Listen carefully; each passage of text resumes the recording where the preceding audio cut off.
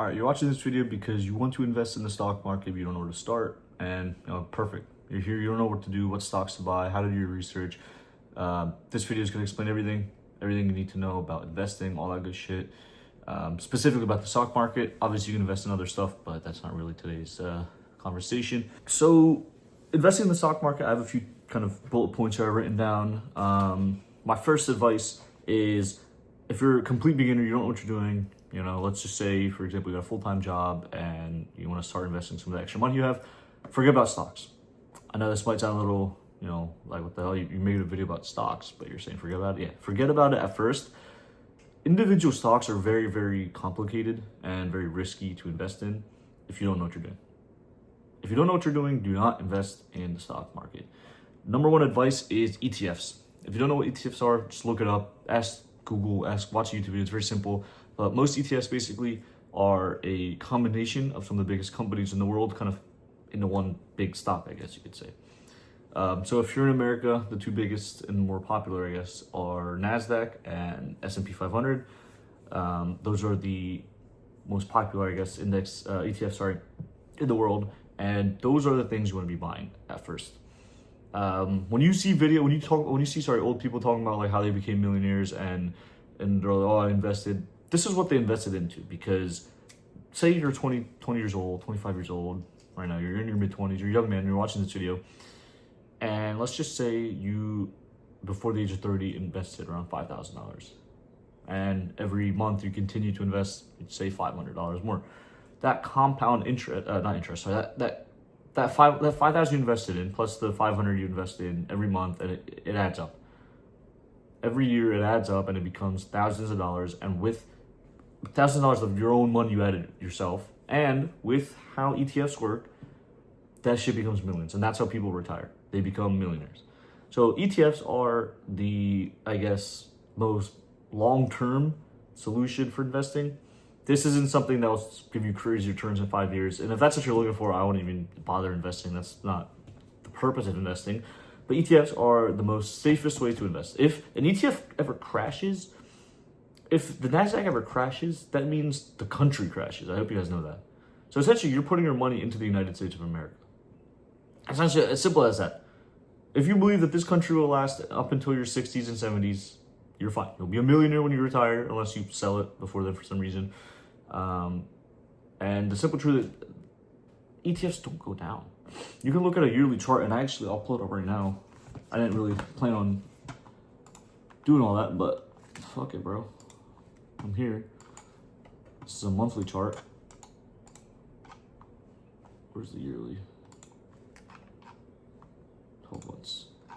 So the NASDAQ, they started recording this chart data from 1999, mind you, and the yearly, from 1999 to 2026, it has only had, 5 years. There's a total of 5 years since 1999 where the NASDAQ has gone down, by the way. So when they started recording this data,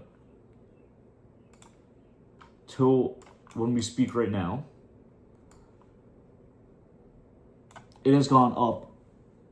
Oh my God, it's gone up 1,000%, almost 1,200%, 1,200% since they started recording this data. Obviously, most people watching this video weren't even fucking born in 1999. But the point is, if you're buying right now and you back this country, you believe this country will have any value when you're 60, 70 years old, you will be a millionaire. If you're consistently putting money every month, like I said, even if you're putting $100 in per month, whatever extra money you have out of your salary, after your rent, all your all your bills, all that stuff. After that, any money you have, even if you have $100 left over, you put that in to NASDAQ. $100 every month, that adds up. That becomes, like I said, like $5,000, $6,000, $7,000 every year. You're making good money, and obviously you're not going to be making the same money every fucking year of life. You're hoping to move up the world, make more money as you get older, promotions, bonuses, all that shit. Maybe you start a business, you start making a lot more money. This is the easiest way to guarantee you that when you're an old senile man, you won't be begging for money from your kids. Easiest way. And this is just the NASDAQ. S&P, I don't have it put up right now, but that's probably very similar numbers. And you might be wondering, oh, but it still goes down. Bro, the 1 year it went down. Last time had a negative year was January 20 was 2022. So post COVID, it had a rough year. Fucking 2008, all right, 2001, 2002, 9/11, all that shit. So it doesn't go down unless there's a major crisis, and then you have to think, well, if it does go down, that's a good thing. If you're investing into these things, that's a good thing. If it crashes, not crashes, but has a dip, because you get to buy it at a cheaper price. If you know that this ETF will go up, or the stock or whatever it is will go up in price every single year, and you buy at a discounted price, that's perfect. You just get more returns. Like, nothing to complain about there. So number one, absolutely buy some ETFs. Stocks, very complicated at first. This shit will make you money. Now let's say 3, 4, 5, 6 months in, you've bought ETFs, you have good money into that, and you want to start diversifying, because it's important. Don't put all your eggs in one basket. That's when you that's when you start buying stocks. You need to do your research. I recommend, like I said, if you're watching this video and you're learning how to invest, start with ETFs, learn to do your research, and then, like I said, once you have 5, 6 months worth of money into ETFs, that's when you can diversify into some other stocks. So learn how to do your research, and there's a few different ways to do this. One, obviously, if it's a big company like Amazon, Google, Tesla, you already know a lot about that company, who they are, what they sell, their CEO, shit like that.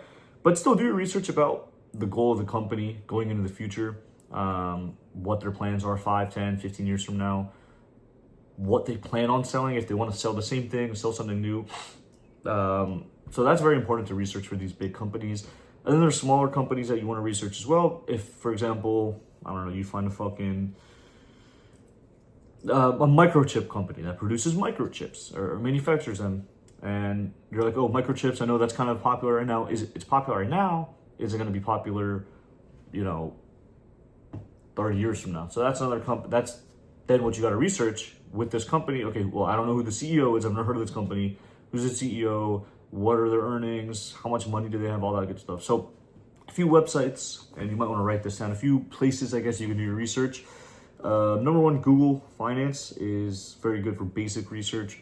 It gives you, like I said, CEO, who the company is, financials, earnings, all that stuff.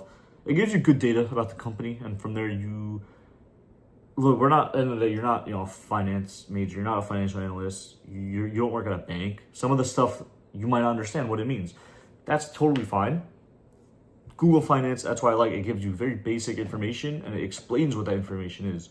So with that information, like I said, you could very easily figure out how much money a company has right now, do they have any debt, do they owe any money, and what they'll be doing in the next 10, 15 years. And again, that's what the smaller companies, if you're new, if you're, like I said, beginner, I recommend just focusing on the bigger companies, and again, doing the basic research through Google Finance with that. If you can afford Bloomberg, I don't know if it's really worth it, for, like, if you're just investing, because, like, you don't really need to know all that. But if you can afford it, if you want to do like a month trial or whatever, if it doesn't really hurt your bank account like that, and see if it actually does help you, go ahead. But again, if you're a beginner, you probably can't afford it, or it's just not really worth it. The ROI is not there, so I'd ignore that. But NBC, or it's CNBC, sorry, I believe it is. I don't have it on my lap, I have it on my phone, but CNBC Finance and CNBC News always has good information.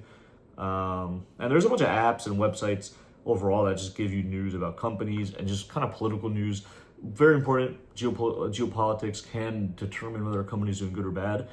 But overall, these are definitely more short-term things. And they're still important. So the thing with stocks, and why I say ignore them at first, because ETFs, you can just put in money every month and you're fine. With stocks, I don't think you should do that. So let's just make a hypothetical example. Let's say you want to buy Apple, and for 2 months you put $200 in, so totally at $400. Month number 3, maybe you see online that China is slowing down Apple production, or there's a tariff on titanium, or whatever, something that affects Apple prices. You see it online, you see whatever it is. It's smarter not to buy Apple in month 3 in that case, because you see certain news articles and drivers that will affect Apple's price. The price of the phone will go up, the cost will go up, everything will change, the financials will change in the company, and the stock will go down for whatever reason. Whatever reason it could be, you see and you figure out, because you do research, that the stock will probably go down. It's smarter in month 3 to not buy Apple stocks and continue to put different eggs in different baskets and buy some different stock and come back month 4 when the price maybe has gone down, let's just say 10%, because then again you're buying at a better price for more profit in the future. And again, you don't really have to look at it from a trader's perspective. You're looking at it from an analytical and an investor's perspective.